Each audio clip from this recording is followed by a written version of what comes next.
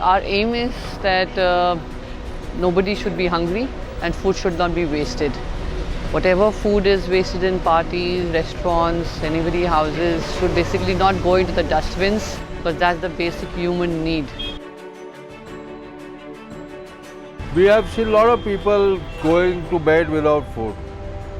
So in order to subserve a cause, a social cause, we have installed this fridge. We find that people from different walks of life, cross-section of society, whether it's working class or whether it's business class, they all are coming here and contributing whatever is possible from this.